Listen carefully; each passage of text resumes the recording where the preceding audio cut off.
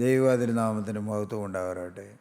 കർത്താവായ യേശുക്രിസ്തുവിൻ്റെ തിരുവചനവുമായി ഒരിക്കൽ കൂടി എഴുന്നേറ്റ് നിൽക്കുവാൻ കർത്താവ് തന്ന ഈ വിലയേറിയ അവസരത്തിനായി കർത്താവിനെ സ്തുതിക്കുന്നു, സ്തോത്രം ചെയ്യുന്നു. നമുക്ക് കൂടെ കൂടെ വചനം കേൾക്കുവാൻ കർത്താവ് അവസരങ്ങൾ തന്നുകൊണ്ടിരിക്കുന്നു. നാം ധാരാളമായി ദൈവത്തിൻ്റെ മാറ്റമില്ലാത്ത വചനം കേൾക്കുന്ന ഒരു കൂട്ടമാണ്. ദൈവത്തിൻ്റെ സ്തോത്രം. നാം രൂപാന്തരപ്പെട്ടതുകൊണ്ടോ നാം ആകേണ്ടതുപോലെ ആയതുകൊണ്ടോ ഒന്നുമല്ല. കർത്താവ് കരുണയായതുകൊണ്ട് നമുക്ക് പിന്നെയും പിന്നെയും ജീവൻ്റെ വചനം തന്നുകൊണ്ടിരിക്കുകയാണ്. നമ്മുടെ കുറവുകളെ നോക്കാതെ, നമ്മുടെ ജീവിതത്തിൻ്റെ പോരായ്മകളെ നോക്കാതെ, നമ്മുടെ പിന്മാറ്റങ്ങളെയും നമ്മുടെ പാപ സ്വഭാവങ്ങളെയും ഒന്നും കണക്കിടാതെ നമുക്ക് പിന്നെയും പിന്നെയും രൂപാന്തരം വരുത്തുന്ന ജീവൻ്റെ വചനം തന്നുകൊണ്ടിരിക്കുകയാണ്. ഇസ്രായേലിൻ്റെ ചരിത്രം നാം പഠിക്കുമ്പോൾ ഇസ്രായേൽ മക്കൾ എത്ര കഠോരമായ പാപം ചെയ്യുമ്പോഴും ദൈവത്തോടും മോശയോടും മത്സരിച്ച് ദൈവികമായ കഠിനമേറിയ ശിക്ഷകളെല്ലാം ഇസ്രായേൽ പാളയത്തിൽ അനേക സന്ദർഭങ്ങളിൽ വന്നുവെന്ന് നാം തിരുവചനത്തിൽ വായിക്കുന്നുണ്ട്. എന്നാൽ ഒരിക്കൽ പോലും സ്വർഗത്തിലെ മന്ന അവർക്ക് ദൈവം മുടക്കിയിട്ടില്ല. അവരെത്ര പാപം ചെയ്തപ്പോഴും കഠോരമായ ദൈവശിക്ഷകൾ ഏറ്റുവാങ്ങിയപ്പോഴും പാളയത്തിൽ ദൈവം മന്ന മുടക്കിയില്ല. അവർക്ക് എന്നും സ്വർഗീയമായ ഭോജ്യം കൊടുത്തുകൊണ്ടിരുന്നു. ദൈവത്തിന് സ്തോത്രം. ദൈവമക്കളെ, നമുക്കും ജീവൻ്റെ വചനം കർത്താവ് ദിനംതോറും തന്നുകൊണ്ടിരിക്കുകയാണ്. നമുക്ക് തിരുവചനത്തിൽ നിന്ന് ഒരു വാക്യം വായിക്കാം. കൊരിന്ത്യർക്ക് എഴുതിയ 1-ാമത്തെ ലേഖനം 4-ാം അധ്യായത്തിൻ്റെ 7-ാമത്തെ വാക്യം നമുക്ക് വായിച്ചു കേൾക്കാം. നിന്നെ വിശേഷിപ്പിക്കുന്നത് ആർ? ലഭിച്ചതല്ലാതെ നിനക്ക് എന്തുള്ളൂ? ലഭിച്ചതെങ്കിലോ ലഭിച്ചതല്ല എന്ന പോലെ പ്രശംസിക്കുന്നത് എന്ത്? നിന്നെ വിശേഷിപ്പിക്കുന്നത് ആർ? ലഭിച്ചതല്ലാതെ നിനക്ക് എന്തുള്ളൂ? പരിശുദ്ധാത്മാവ് ചോദിക്കുകയാണ്, നിന്നെ എന്താണ് വിശേഷിപ്പിക്കുന്നത്? അല്ല, നിനക്ക് എന്താണ് വിശേഷതയുള്ളത്? നിനക്ക് പ്രശംസിക്കാൻ എന്തെങ്കിലും കാരണങ്ങളുണ്ടോ? നിനക്ക് ലഭിച്ചതല്ലാതെ നിനക്ക് എന്തുള്ളൂ എന്ന് ദൈവത്തിൻ്റെ സ്നേഹം തൻ്റെ മക്കളോട് ചോദിക്കുകയാണ്. ലഭിച്ചതല്ലാതെ നിങ്ങൾക്ക് എന്തുള്ളൂ എന്ന്. നമുക്കറിയാം, ലഭിച്ചതെന്ന് പറയുമ്പോൾ നാം വില കൊടുത്ത് വാങ്ങിയതല്ല, പ്രിയപ്പെട്ടവരെ, നമുക്ക് അവകാശമായി കിട്ടിയതല്ല, പിന്നെയോ നമുക്ക് തന്നതാണ്, നമുക്ക് ലഭിച്ചതാണ്. ലഭിച്ചതല്ലാതെ നിനക്ക് എന്തുള്ളൂ? പരിശുദ്ധാത്മാവ് ചോദിക്കുകയാണ്, ലഭിച്ചതല്ലാതെ നമ്മുടെ ജീവിതത്തിൽ എന്തുള്ളൂ എന്ന്.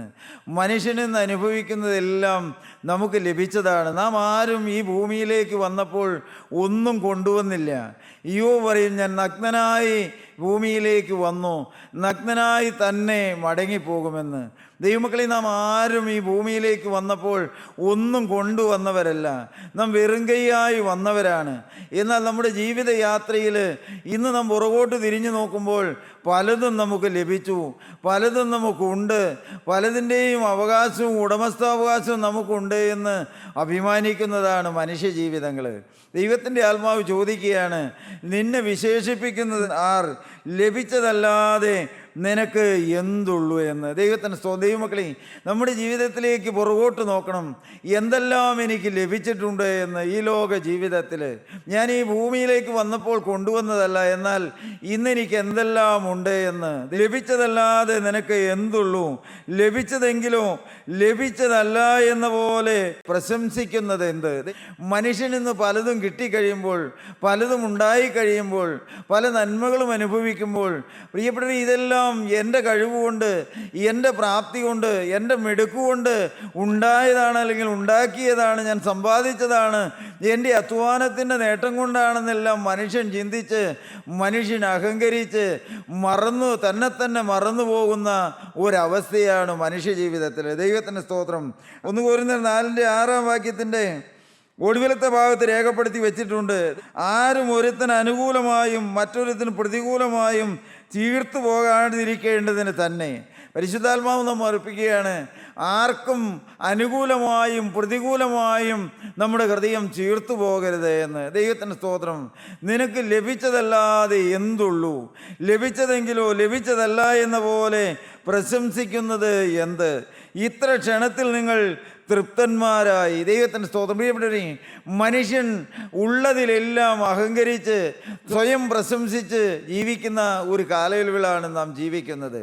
ദൈവമക്കളെ, ഈ തിരുവചനവുമായി എഴുന്നേറ്റ് നിൽക്കുന്ന ഈ നിസ്സാരനായി എൻ്റെ ജീവിതത്തിലേക്ക് നോക്കിയാൽ ഒരു കാലം വരെയും ഞാൻ ചിന്തിച്ചിട്ടുണ്ട്, ഇതെല്ലാം എൻ്റെയാണ്, അല്ലെങ്കിൽ എൻ്റെ കഴിവുകൾ കൊണ്ടാണ്, എൻ്റെ അധ്വാനം കൊണ്ടാണ് പലതും ഉണ്ടായത്, പലതും ഉണ്ടാക്കാൻ കഴിഞ്ഞത് എന്ന്.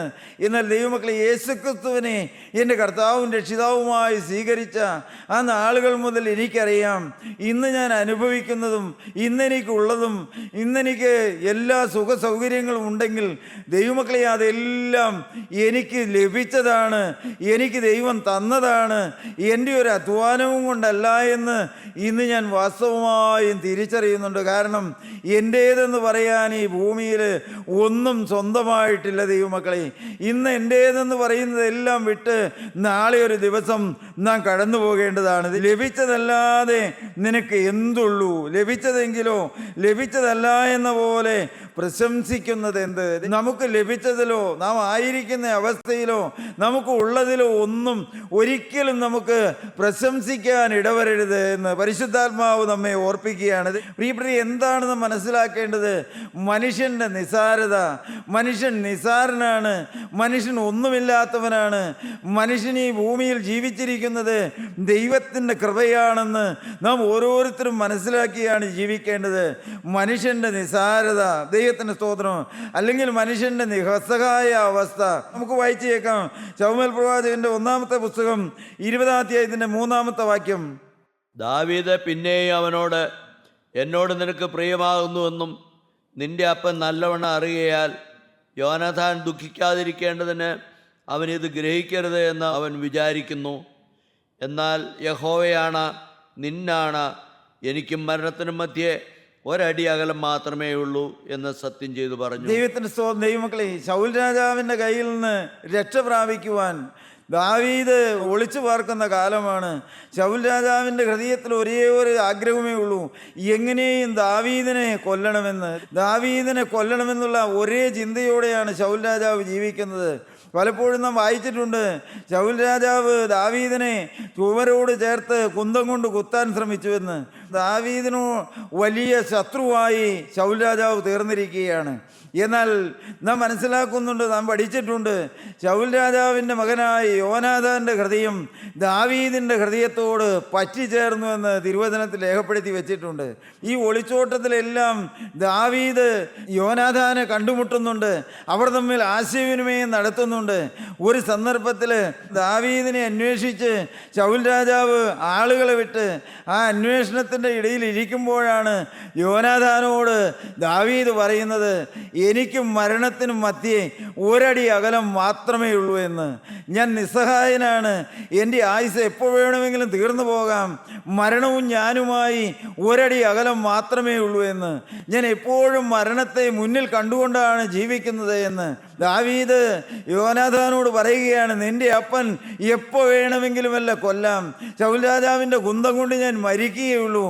എന്നാണ് എനിക്കും മരണത്തിനും മധ്യേ ഒരടി അകലം മാത്രമേ ഉള്ളൂ എന്ന് ദാവീദ് തൻ്റെ നിസ്സഹായ അവസ്ഥ തുറന്ന് യോനാഥാനോട് പറയുകയാണ്.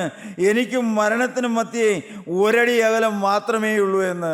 ദൈവമക്കളെ, നാം എപ്പോഴും മനസ്സിലാക്കേണ്ട ഒന്നാണ്, നമ്മുടെ യോഗ്യത കൊണ്ടോ കഴിവുകൾ കൊണ്ടോ ഒന്നുമല്ല, ദൈവത്തിൻ്റെ കൃപയാണ്, ദൈവത്തിൻ്റെ ദാനമാണ് നമ്മുടെ ജീവിതം.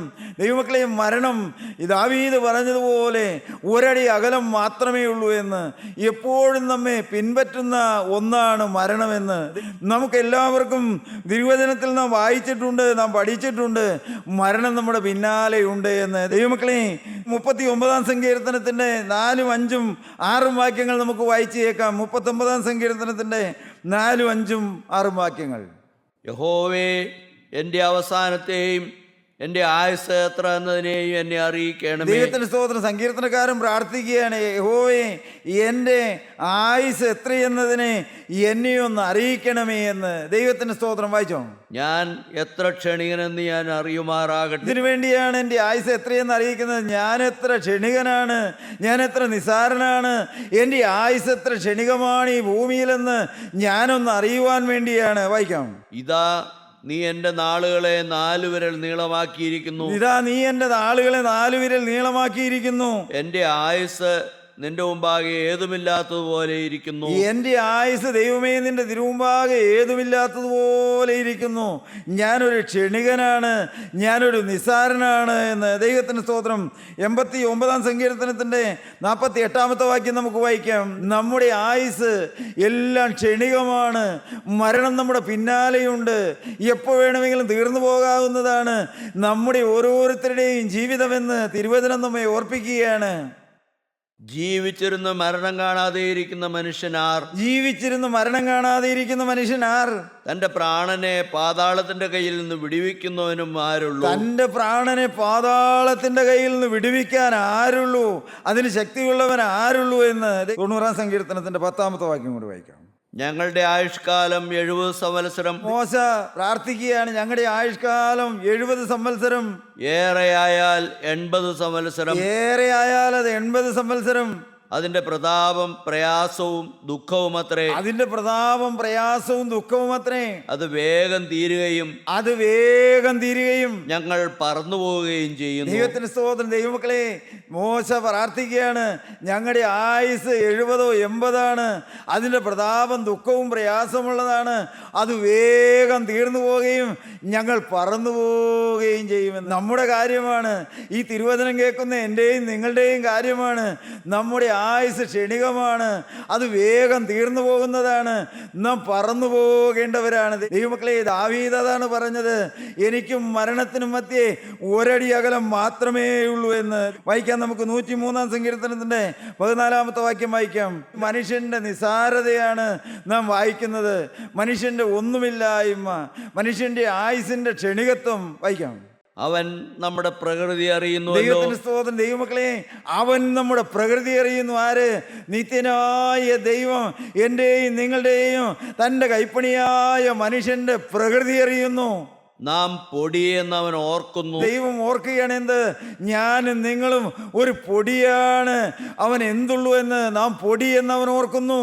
മനുഷ്യന്റെ ആയുസ് പുല്ലുപോലെയാകുന്നു. ദൈവത്തിന്റെ സ്തോത്രം. പ്രിയപ്പെട്ടവരെ, മനുഷ്യൻ ഒരു പൊടിയാണ്, ഒരു കൃമിയാണ്, അവൻ ഏതുമില്ലാത്തവനാണെന്ന്. ദൈവത്തിന്റെ സ്തോത്രം. ദൈവമക്കളെ, എന്താണ്? നാം അഹങ്കരിക്കാൻ ഒന്നുമില്ല, നമുക്ക് പ്രശംസിക്കാൻ ഒന്നുമില്ല. കാരണം നാം ഒരു നിസ്സാരനാണ്, നാം പൊടിയെന്ന് അവൻ ഓർക്കുന്നു. ദൈവമക്കളെ, സ്വർഗത്തിലെ ദൈവം നമ്മോട് കരുണ കാണിക്കുകയാണ്, നാം പൊടിയെന്ന് അവൻ ഓർക്കുന്നു. ദൈവമക്കളെ, നമ്മുടെ നിസ്സാരത, നമുക്കിന്ന് ആരോഗ്യമുണ്ട്.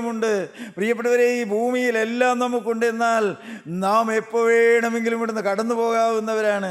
ദൈവമക്കളെ, എന്തിനാണ് ഈ തിരുവചനത്തിൽ മനുഷ്യൻ്റെ ആയുസ് ക്ഷണികമാണെന്നും മരണമുണ്ടെന്നും ഇവിടുന്ന് പറന്നു പോകേണ്ടവരാണെന്നെല്ലാം തിരുവചനത്തിൽ നമ്മെ ഓർപ്പിക്കുന്നത്? എന്തിനു വേണ്ടിയാണ്? നാം ഭയപ്പെടാനാണോ?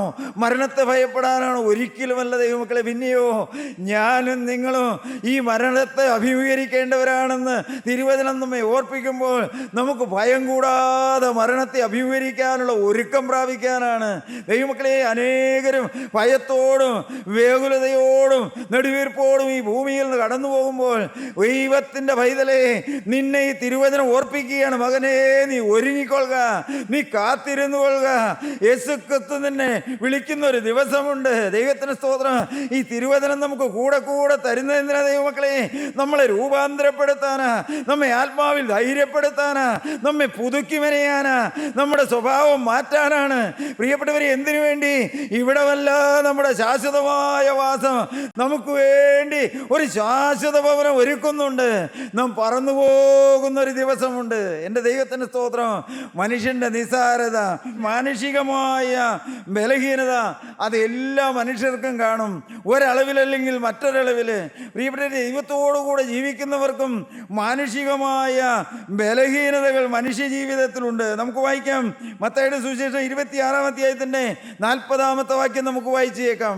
പിന്നെ അവൻ ശിഷ്യന്മാരുടെ അടുക്കൽ വന്നു. പ്രിയപ്പെട്ടവരെ, നമുക്കറിയാം, ഗെത്സമന തോട്ടത്തിൽ വെച്ച് കർത്താവ് ശിഷ്യന്മാരിൽ നിന്ന് ദൂരെ മാറി പ്രാർത്ഥന കഴിഞ്ഞ് ശിഷ്യന്മാരുടെ ഇടയിലേക്ക് മടങ്ങി വരികയാണ്. വായിച്ചോ.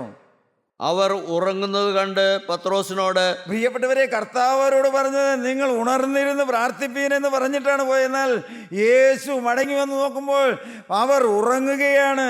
ശിഷ്യന്മാർ ഉറങ്ങുന്നത് കണ്ട് പത്രോസിനോട്, എന്നോടുകൂടെ ഒരു നാഴിക പോലും ഉണർന്നിരിപ്പാൻ നിങ്ങൾക്ക് കഴിഞ്ഞില്ലയോ? ഒരു നാഴിക പോലും എന്നോടുകൂടെ ഉണർന്നിരുന്ന് പ്രാർത്ഥിപ്പാൻ നിങ്ങൾക്ക് കഴിഞ്ഞില്ലയോ? യേശു അവരോട് ചോദിക്കുകയാണ്, ഞാൻ ഈ മരണവേദനയിൽ അതിവേദനയിലായിരിക്കുമ്പോൾ ഒരു നാഴിക നേരം പോലും ഉണർന്നിരുന്ന് നിങ്ങൾക്ക് എന്നോടുകൂടെ പ്രാർത്ഥിപ്പാൻ കഴിഞ്ഞില്ലല്ലോ എന്ന്. പ്രിയപ്പെട്ടവരെ, അവർ ഒരുക്കമുള്ളവരായിരുന്നെങ്കിലും അവർ ബലഹീന മനുഷ്യരായിരുന്നു. ഒന്നുകൂടി പറഞ്ഞാൽ, കർത്താവേൽക്കാൻ പോകുന്ന ആ അതിവേദനയും ആ കുരിശുമരണത്തിൻ്റെ മനുഷ്യജാതിയുടെ പാപം പേറുന്നതിൻ്റെ ഒന്നും അതിൻ്റെ ആഴം ഗ്രഹിക്കാഞ്ഞതുകൊണ്ട് അതിൻ്റെ ഗൗരവം അവർക്ക് മനസ്സിലായില്ല. അവർ ഉറങ്ങിപ്പോയി, അവരുടെ ബലഹീനതയിൽ അവർ ഉറങ്ങിപ്പോയി എന്ന് നമുക്ക് വായിക്കാം. സംഖ്യാപുസ്തകം 11-ാം അധ്യായത്തിൻ്റെ 14-ാമത്തെ വാക്യം നമുക്ക് വായിക്കാം. ഏകനായി ഈ സർവ്വജനത്തെയും വഹിപ്പാൻ എന്നെ കൊണ്ട് കഴിയുന്നതല്ല. മോശ ദൈവത്തോട് ഒരു പരാതി അല്ലെങ്കിൽ ഒരു പരിഭവം പറയുകയാണ്. ഏകനായി ഈ സർവ്വജനത്തെയും വഹിപ്പാൻ എനിക്ക് കഴിവില്ല എന്ന്, ഞാനൊരു നിസ്സാരനാണെന്ന്, എനിക്ക് ഈ ജനത്തെയെല്ലാം വഹിക്കാനുള്ള കഴിവില്ല, പ്രാപ്തിയില്ല എന്ന് മോശ ദൈവത്തോട് പറയുകയാണ്. ഞാനൊരു ബലഹീനനാണ്, ഇവരെ എല്ലാം ഒരുമിച്ച് വഹിപ്പാൻ എനിക്ക് കഴിയുകയില്ല എന്ന്. പലപ്പോഴും മോശ ഇസ്രായേൽ ജനത്തിൻ്റെ പ്രവൃത്തി കൊണ്ട്, അവരുടെ സംസാരം കൊണ്ട്, അവരുടെ അത്യാഗ്രഹം കൊണ്ട്, അവർ പലതും ചോദിച്ചതുകൊണ്ട് മോശ തളർന്നു പോയിട്ടുണ്ട്. ഈ അധ്യായത്തിൽ നാം വായിക്കുന്നുണ്ട്, അവർക്ക് ഇറച്ചി തിന്നാനുള്ള ആശ കൊണ്ടാണ്. ഇസ്രായേൽ ജനം ഇറച്ചി ചോദിച്ചു കൊടുക്കിയപ്പോൾ മോശ പറയുകയാണ്, എന്നെ കൊണ്ട് തന്നെ ഇവരെ വഹിക്കാൻ കഴിയുകയില്ല എന്ന്. ദൈവമക്കളെ, ദൈവത്തിൻ്റെ അഭിഷിക്തനാണെങ്കിലും തൻ്റെ നിസ്സാരത അല്ലെങ്കിൽ തൻ്റെ ബലഹീനത ദൈവസന്നിധിയിൽ ഏറ്റുപറയുകയാണ്. മോശ ഒരിക്കലും ചിന്തിച്ച് കാണുകയില്ല, ഈ 600,000 ഈ മരുഭൂമിയിൽ ഇറച്ചി തിന്നാൻ കൊടുക്കാൻ കഴിയുമെന്ന്.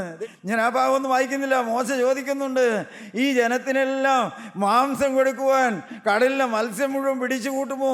അതിനുള്ള മൃഗങ്ങളെ അറുത്തുകൂട്ടാൻ ആർക്ക് കഴിയുമെന്ന്. ദൈവത്തിൻ്റെ സ്തോത്രം. പ്രിയപ്പെട്ടവരെ, എന്നാൽ ദൈവം ആ ബലഹീനത ഏറ്റുപറഞ്ഞ, എനിക്ക് ഇവരെയെല്ലാം വഹിപ്പാൻ കഴിയുകയില്ല എന്ന് പറഞ്ഞ മോശയോട് ദൈവം പറയുന്നുണ്ട്. അതിൻ്റെ 23-ാമത്തെ വാക്യം. യഹോവ മോശയോട്, യഹോവയുടെ കൈ കുറുതായിപ്പോയോ? എൻ്റെ വചനം നിവൃത്തിയാകുമോ ഇല്ലയോ എന്ന് നീ ഇപ്പോൾ കാണും എന്ന് കൽപ്പിച്ചു. ദൈവത്തിന് സ്തോത്രം. ദൈവമക്കളെ, സ്വർഗത്തിലെ ദൈവം മോശയോട് പറയുകയാണ്, യഹോവയുടെ കൈ കുറുതായി പോയിട്ടുണ്ടോ എന്ന്. ദൈവത്തിൻ്റെ സ്തോത്രം. ഒന്നുകൂടി തെളിച്ചു പറഞ്ഞാൽ വേണമെങ്കിൽ, മോശയെ ചെങ്കടൽ പിളർന്നത് നീ മറന്നുപോയോ? അത്ഭുതങ്ങളുടെ ദൈവത്തെ നീ മറന്നുപോയോ? നീ ഇറച്ചി ചോദിക്കുന്ന ഇസ്രായേൽ ജനത്തിൻ്റെ മുമ്പിൽ പരിഭവത്തോടെ അല്ലെങ്കിൽ നിരാശയോടെ അല്ലെങ്കിൽ എന്നെക്കൊണ്ട് ഇവരെ വഹിക്കാൻ കഴിയുകയില്ല എന്ന് പറയുന്നത് എന്ത്? ഇവരെ നടത്താൻ ഞാനില്ലയോ? ഇവർക്ക് കൊടുപ്പാൻ ഞാനില്ലയോ? ഇവരെ എത്തേണ്ടത് എത്തിക്കാൻ ഞാനില്ലയോ എന്ന്. എൻ്റെ ദൈവത്തിൻ്റെ സ്തോത്രം. ദൈവമക്കളെ, സ്വർഗത്തിലെ ദൈവം മോശയോട് ചോദിച്ചു, എൻ്റെ കൈ കുറുതായി പോയോ എന്ന്, എനിക്ക് പ്രവർത്തിപ്പാൻ ശക്തിയില്ലാതായി പോയോ എന്ന്. അതിന് 31-ാമത്തെ വാക്യം കൂടി നമുക്ക് വായിക്കാം. അനന്തരം യഹോവ അയച്ച ഒരു കാറ്റ് ഊതി കടലിൽ നിന്ന് കാടയെ കൊണ്ടുവന്ന് പാളയത്തിൻ്റെ സമീപത്ത് ഒരു ദിവസത്തെ വഴി ഇങ്ങോട്ടും ഒരു ദിവസത്തെ വഴി അങ്ങോട്ടും, ഇങ്ങനെ പാളയത്തിൻ്റെ ചുറ്റിലും നിലത്തോടെ ഏകദേശം 2 മുഴം അടുത്ത് പറന്നു നിൽക്കുമാറാക്കി. ദൈവമക്കളെ, മോശയ്ക്ക് അതൊക്കെ കഴിയുകയില്ല എന്ന് മോശ പറഞ്ഞപ്പോൾ സ്വർഗത്തിലെ ദൈവം അത്ഭുതങ്ങളുടെ ദൈവമാണ്. എൻ്റെ ദൈവത്തിൻ്റെ സ്തോത്രം. ദൈവം മോശയോട് പറഞ്ഞു, 1 ദിവസമല്ല, 2 ദിവസമല്ല, 10 ദിവസമല്ല, 1 മാസക്കാലം ഇസ്രായേൽ ജനം ഇറച്ചി തിന്നുമെന്ന്. ദൈവമക്കളെ, എന്താണ് നാം മനസ്സിലാക്കേണ്ടത്? നമ്മെ നടത്താൻ ഒരു ദൈവമുണ്ട്. നമ്മുടെ കരത്തിൽ പിടിച്ചിരിക്കുന്ന ഒരു ദൈവമുണ്ട്. നമുക്ക് വേണ്ടതെല്ലാം തന്ന് നമ്മെ നിത്യതയിലെത്തിക്കാനൊരു യേശുവുണ്ട്. എൻ്റെ ദൈവത്തിൻ്റെ സ്തോത്രം. ദൈവമക്കളെ, ഇസ്രായേൽ ജനത്തിന് ഇറച്ചി തിന്ന് ഓക്കാനം വരുവോളം അവർ കാടയെ ഭക്ഷിച്ചു എന്ന്. എൻ്റെ ദൈവത്തിൻ്റെ സ്തോത്രം. മോശ തൻ്റെ ആ ഒന്നുമില്ലായ്മ, നിസ്സാരത, എനിക്ക് ഏകനായി ഇവരെല്ലാം വഹിപ്പാൻ കഴിയുകയില്ല എന്ന് ഏറ്റുപറഞ്ഞു. ദൈവത്തിൻ്റെ സ്തോത്രം. മനുഷ്യൻ എപ്പോഴും ദൈവത്തിൽ ആശ്രയമുള്ളവനായിരിക്കണം. പ്രിയപ്പെട്ടവരെ, നമ്മുടെ സ്വയത്തിലോ നമ്മുടെ അഹങ്കാരത്തിലോ ഞാനെന്ന ഭാവത്തിലോ ഒന്നുമല്ല പ്രിയപ്പെട്ടവർ, ഈ ലോകത്തിലുള്ള ഒന്നിലുമല്ല മനുഷ്യൻ ആശ്രയിക്കേണ്ടത്. മനുഷ്യൻ എപ്പോഴും ദൈവത്തിൽ ആശ്രയമുള്ളവനായിരിക്കണം. നമുക്ക് വായിക്കാം യോഹന്നാൻ്റെ സുവിശേഷം 3-ാം അധ്യായത്തിൻ്റെ 27-ാമത്തെ വാക്യം നമുക്ക് വായിച്ചേക്കാം. അതിന് യോഹന്നാൻ, സ്വർഗത്തിൽ നിന്ന് കൊടുത്തിട്ടല്ലാതെ മനുഷ്യന് ഒന്നും ലഭിപ്പാൻ കഴിയുകയില്ല. ദൈവത്തിന് സ്തോത്രം. പ്രിയപ്പെട്ടവരെ, സ്വർഗത്തിൽ നിന്ന് കൊടുത്തിട്ടല്ലാതെ മനുഷ്യന് ഒന്നും ലഭിപ്പാൻ കഴിയുകയില്ല. അതാണ് നമ്മൾ ആദ്യം ഞാൻ വായിച്ചു കേട്ടതും, ലഭിച്ചതല്ലാതെ നിനക്കെന്തുള്ളൂ എന്ന്. ദൈവമക്കളെ, എന്തെല്ലാം ഇന്നൊരു ദൈവവേദന ഈ ഭൂമിയിലുണ്ടോ അതെല്ലാം ലഭിച്ചതാണ്, ദൈവം തന്നതാണ്. പ്രിയപ്പെട്ടവരെ, ഒരിക്കലും നാം അതിലൊന്നും അഹങ്കരിക്കരുത്. അതൊന്നും എൻ്റെയാണെന്ന് ചിന്തിക്കേണ്ട. ഇതെല്ലാം എൻ്റെയാണെന്ന് ഹൃദയം പറയാൻ തുടങ്ങുന്നുണ്ടെങ്കിൽ ഉടനെ നമ്മുടെ ഹൃദയത്തിൽ ബോധ്യം വരണം, എന്ത്, ഇതെല്ലാം വിട്ട് ഞാൻ കടന്നു പോകുന്ന ഒരു ദിവസമുണ്ട് എന്ന്. അത് അടുത്താണോ അകലെയാണോ നാം അറിയുന്നില്ല. ദൈവത്തിൽ നിന്ന് ലഭിച്ചിട്ടല്ലാതെ മനുഷ്യർക്ക് ഒന്നും ലഭിക്കുകയില്ല. പ്രിയപ്പെട്ടവരെ, ഉയരത്തിൽ നിന്ന് ലഭിച്ചാലല്ലാതെ മനുഷ്യന് ഒന്നും ലഭിക്കുകയില്ല. ദൈവത്തിന് സ്തോത്രം. ദൈവമക്കളെ, ഞാൻ ഓർക്കുന്നുണ്ട്, എൻ്റെ ചെറുപ്പകാലത്തിൽ എൻ്റെ ഭവനത്തിൽ സാമ്പത്തികമായ വളരെ ബുദ്ധിമുട്ടുകളൊക്കെ ഉണ്ടായിരുന്നൊരു കാലമുണ്ട്. എനിക്കൊരു കൂട്ടുകാരനുണ്ടായിരുന്നു. ഞങ്ങളുടെ ദേശത്ത് നല്ല സാമ്പത്തികമായ ഉന്നമനമുള്ള ഒരു കുടുംബത്തിലെ വ്യക്തിയായിരുന്നു. ഞങ്ങൾ ഒരുമിച്ച് അനേക മദ്യശാലകളിൽ കയറിയിട്ടുണ്ട്, പല കൊള്ളരുതായ്കളിലും ജീവിച്ചിട്ടുണ്ട്. ദൈവമക്കളെ, എന്നാൽ ഇന്ന് കാലങ്ങൾ വർഷങ്ങൾ കഴിയുമ്പോൾ ഞാനിരുന്ന് ചിന്തിക്കാറുണ്ട്, ആ മനുഷ്യന് യേശുക്രിസ്തുവിൻ്റെ വചനം കേൾക്കുവാനോ പാപം വിട്ട് ജീവിക്കുവാനോ ദൈവരങ്ങളിലേക്ക് സമർപ്പിക്കുവാനോ ഭാഗ്യം കിട്ടിയില്ല. ഒരു ദിവസം ആ മനുഷ്യൻ പെട്ടെന്ന് ഈ ഭൂമുഖത്തുനിന്ന് മാറ്റപ്പെട്ടു. ദൈവമക്കളെ, ഞാൻ പലപ്പോഴും എൻ്റെ കർത്താവിൻ്റെ പാദപീഠത്തിലിരുന്ന് സ്തുതിക്കാറുണ്ട്. ഞങ്ങൾ ഒരുമിച്ച് നടന്നവരാണെന്നാൽ എനിക്ക് യേശുക്രിസ്തുവിൻ്റെ വചനം കേൾക്കുവാനോ എന്നെ തന്നെ കണ്ടെത്തുവാനോ എൻ്റെ കുറവുകളെല്ലാം യേശുവിൻ്റെ പാദപീഠത്തിൽ ഇറക്കി വയ്ക്കുവാനോ ഞാൻ പോയ വഴികളിൽ നിന്നെല്ലാം യേശു എനിക്കൊരു മോചനം തന്നു. ദൈവത്തിൻ്റെ സ്തോത്രം.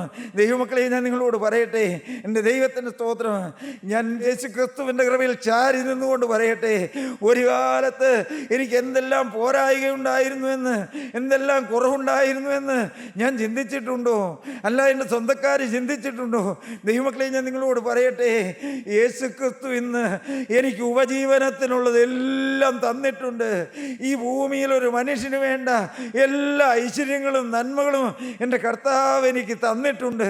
ദൈവമക്കളെ, ഇതൊന്നും എൻ്റെയാണെന്ന് ഞാൻ ഒരിക്കലും ചിന്തിക്കുന്നില്ല. കാരണം എനിക്കറിയാം, എന്നേക്കാൾ അർഹതയുണ്ടായിരുന്നവർ, എന്നേക്കാൾ സമ്പത്തുണ്ടായിരുന്നവർ, എന്നേക്കാൾ അധ്വാനശീലമുണ്ടായിരുന്നവർ, അവരൊന്നും ഉയരാത്തിടത്ത് എന്നെ ഉയർത്തിയൊരു ദൈവമുണ്ട്, എന്നെ വളർത്തിയൊരു ദൈവമുണ്ട്.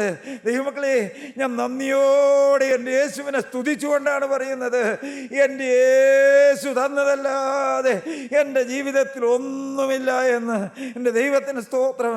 എൻ്റെ കർത്താവിന് മഹത്വം. ദൈവമക്കളെ, എനിക്ക് മക്കളെ തന്ന, അവർക്ക് ഉപജീവനത്തിന് മാർഗം കൊടുത്ത, എനിക്ക് സ്നേഹമുള്ളൊരു ഭാര്യയെ തന്ന എൻ്റെ ദൈവത്തിന് സ്തോത്രം. പ്രിയപ്പെട്ടവരെ, ഈ നിത്യജീവൻ്റെ വചനം എനിക്ക് ദാനമായി പൊഴിച്ചു തന്ന, എൻ്റെ കല്ലുപോലുള്ള ഹൃദയത്തിലേക്ക് ഒഴുകി വന്ന പരിശുദ്ധാത്മാവിൻ്റെ ആ സ്നേഹത്തിൻ്റെ അഗ്നി ഞാനിന്ന് അനുഭവിക്കുന്ന ദൈവമക്കളെ, എൻ്റെ ദൈവത്തിന് സ്തോത്രം. എൻ്റെ കഴിഞ്ഞ കാലങ്ങളെല്ലാം കഴുകി തന്ന ആ തിരുരക്തത്തിൻ്റെ അത്ഭുത ശക്തി എൻ്റെ ദൈവത്തിന് സ്തോത്രം. ഞാൻ എളിമയോടെ ചോദിക്കട്ടെ പ്രിയപ്പെട്ടവരെ, നാളുകളായി തിരുവചനം കേൾക്കുന്ന എൻ്റെ പ്രിയപ്പെട്ട സഹോദരി സഹോദരന്മാരെ, നിങ്ങൾക്ക് എളിമയുണ്ടോ? നിങ്ങൾക്ക് താഴ്മയുണ്ടോ? നിങ്ങൾക്ക് വിനയമുണ്ടോ? ഞാൻ ഏതുമില്ല എന്നുള്ള ആ എളിമ നിങ്ങളെ ഭരിക്കുന്നുണ്ടോ? ദൈവം തന്നതല്ലാതെ ഒന്നുമില്ല എന്നുള്ള ആ ചിന്തയുണ്ടോ? എൻ്റെ സഹോദര, ഈ ഭൂമിയിൽ നീ ആരോഗ്യത്തോടെ ജീവിക്കുന്നുവെങ്കിൽ, നിനക്ക് അംഗമില്ലാത്ത മക്കളെ കിട്ടിയെങ്കിൽ, നിനക്ക് ആരോഗ്യമുള്ള ഭാര്യയെ കിട്ടിയെങ്കിൽ, ഉപജീവനത്തിന് മാർഗം കിട്ടിയെങ്കിൽ, ഈ ഭൂമിയിലെ സമ്പാദ്യമെല്ലാം നിനക്ക് തന്നുവെങ്കിൽ, സഹോദര, നീ ഓർത്തുകൊള്ളുക, ഇതെല്ലാം തന്ന ദൈവം നിന്നെ നോക്കി ഇന്ന് കരയുകയാണോ മകനെ? ഇതെല്ലാം നിനക്ക് തന്നത് ഇവിടെ സുഖമായി ജീവിച്ച്, ഇവിടെ നീ അഹങ്കരിച്ച് നിത്യ നരകത്തിലേക്ക് പോകാനല്ല. ഇതെല്ലാം തന്ന ദൈവത്തിൻ്റെ പാദപീഠത്തില് അനുതാപത്തോടെ എളിമയോടെ ഇരുന്ന് അപ്പാ നിനക്ക് സ്തുതി എന്ന് പറയാൻ നമുക്ക് എത്ര പേർക്ക് എളിമയുണ്ട് ദൈവമക്കളെ. ഓരോ ദിവസം കഴിയുന്തോറും നമുക്ക് വിനയം വരണം, നമുക്ക് താഴ്മ വരണം, നമുക്ക് എളിമ വരണം. ദൈവമക്കളെ, എളിമയും താഴ്മയും വന്നില്ലെങ്കിൽ നാം ക്രിസ്തുവിൻ്റെ മക്കളായിട്ടില്ല. ദൈവത്തിൻ്റെ സ്തോത്രം. ദൈവമക്കളെ, എൻ്റെയും നിങ്ങളുടെയും സ്വഭാവം മാറിയില്ലെങ്കിൽ നാം സ്വർഗരാജ്യത്തിലെത്തുമോ? പ്രിയപ്പെട്ടവരെ, സ്വഭാവം മാറാതെ ദൈവവേല ചെയ്തുകൊണ്ട് പ്രയോജനമില്ല. തിരുവചനം പ്രസംഗിച്ചതുകൊണ്ട് കാര്യമില്ല. ആഴമുള്ള കാര്യങ്ങളൊക്കെ പറഞ്ഞതുകൊണ്ട് കാര്യമില്ല. ദൈവമക്കളെ, ആത്മാവ് നമ്മെ രൂപാന്തരപ്പെടുത്തുന്ന അനുഭവം നമുക്കുണ്ടോ? ദൈവമക്കളെ, ക്രിസ്തീയ ജീവിതം പരിശുദ്ധാത്മാവ് രൂപാന്തരപ്പെടുത്തുന്ന ജീവിതമാണ്. അത് ഒരു ദിവസമല്ല, 2 ദിവസമല്ല. പ്രിയപ്പെട്ടവരെ, മരണത്തോളം നമ്മെ രൂപാന്തരപ്പെടുത്തുന്നതാണ് പരിശുദ്ധാത്മാവ്. സഹോദര, രൂപാന്തരത്തിൻ്റെ പാതയിലാണ് നിന്നെ നിർത്തിയിരിക്കുന്നത്. നിന്നെ മാറ്റിമറിക്കുന്ന പരിശുദ്ധാത്മാവിൻ്റെ തീയുള്ള രംഗത്താണ് നിന്നെ നിർത്തിയിരിക്കുന്നത്. നിനക്ക് മാറ്റം വന്നോ? സ്വഭാവം മാറിയോ? സംസാരം മാറിയോ? പെരുമാറ്റം മാറിയോ? മറ്റുള്ളവരോട് ഇടപെടലുകൾ മാറിയോ? ദൈവമക്കളെ, നാം പരിശോധിക്കണം. ഇതെല്ലാം വിട്ട് ഞാൻ കടന്നു പോകുന്നൊരു ദിവസമുണ്ട്. യോഹന്നാന്റെ സുവിശേഷം 15-ാം അധ്യായത്തിൻ്റെ 5-ാമത്തെ വാക്യത്തിൽ അവിടെ പറയുന്നുണ്ട്, നമുക്ക് എല്ലാവർക്കും പരിചയമുള്ളതാണ്. വായിച്ചു കേൾക്കാം.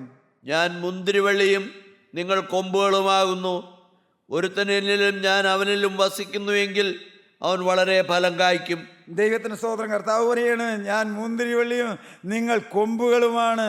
ഒരുത്തൻ എന്നിൽ വസിക്കുന്നുവെങ്കിൽ അവൻ വളരെ ഫലം കായ്ക്കും. എന്നെ പിരിഞ്ഞ് നിങ്ങൾക്ക് ഒന്നും ചെയ്യുവാൻ കഴിയുകയില്ല. ദൈവത്തിന് സ്തോത്രം. ദൈവമക്കളെ, ദൈവമക്കളുടെ ഉള്ളിൽ പതിഞ്ഞിരിക്കണം അതെന്ത്? യേശുവിനെ കൂടാതെ ഒന്നും ചെയ്യാൻ കഴിയുകയില്ല എന്ന്. എന്നെ പിരിഞ്ഞ് നിങ്ങൾക്ക് ഒന്നും ചെയ്യാൻ കഴിയുകയില്ല. ദൈവമക്കളെ, യേശുവിനെ കൂടാതെ എന്തെല്ലാം ചെയ്താലും അത് പരാജയമാണ്, അത് പൂജ്യമാണ്, അത് വ്യർത്ഥമാണ്. പ്രിയപ്പെട്ടവരെ, കർത്താവ് പറഞ്ഞിരിക്കുകയാണ്, എന്നെ കൂടാതെ നിങ്ങൾക്ക് ഒന്നും ചെയ്യുവാൻ കഴിയുകയില്ല എന്ന്. ദൈവമക്കളെ, നമ്മുടെ ശിരസ്സുകളെ നമുക്കൊന്ന് വണക്കാം. നമുക്ക് കർത്താവിനോടൊന്നൊരു വാക്ക് പറയാം. കർത്താവേ, നിന്നോടുകൂടെ ജീവിപ്പാൻ, നിന്നിൽ മറഞ്ഞിരിക്കാൻ, കർത്താവേ, നിൻ്റെ പരിശുദ്ധാത്മാവ് നടത്തുന്ന വഴികളിൽ നടക്കുവാൻ ഈ എളിമയും താഴ്മയും കർത്താവേ വിനയവും എനിക്ക് തരണമേ. എൻ്റെ കർത്താവേ, ക്ഷമിപ്പാനും സഹിപ്പാനും സ്നേഹിക്കാനുമുള്ള ഒരു മനസ്സെനിക്ക് തരണമേ എന്ന്. എല്ലാം ക്ഷമിക്കാൻ, എല്ലാം പൊറുക്കാൻ, ആരോടും പരിഭവമില്ലാത്ത, ആരോടും വിദ്വേഷമില്ലാത്ത ഒരു നല്ല ഹൃദയം എനിക്ക് തരണമേ എന്ന്. എൻ്റെ കർത്താവേ, നിൻ്റെ തിരുവചനത്തിൽ ഞങ്ങൾ വായിക്കുന്നുണ്ട്, ഞാൻ നിങ്ങൾക്ക് പുതിയൊരു ഹൃദയം തരാമെന്ന്. ദൈവമക്കളെ, നമുക്ക് പ്രാർത്ഥിക്കാം. കർത്താവേ, പുതിയൊരു ഹൃദയം തരണമേ, പുതിയൊരു ആത്മാവിനെ ഞങ്ങളുടെ ഉള്ളിലാക്കണമേ. നിൻ്റെ പരിശുദ്ധാത്മാവിൻ്റെ ശക്തി ഞങ്ങളുടെ മേൽ പകരണമേ. ഈ തിരുവചനം കേൾക്കുന്ന ഓരോരുത്തരുടെ മേലും അപ്പൻ്റെ മുറിവാർന്ന കരം വെക്കണമേ. തിരുരക്തത്തിൻ്റെ അത്ഭുത ശക്തി വ്യാപരിക്കണമേ. സകലതോടെ ഞങ്ങൾക്ക് വേണ്ടി ജീവൻ വെച്ച യേശുവിൻ നാമത്തിൽ തന്നെ ആമേൻ.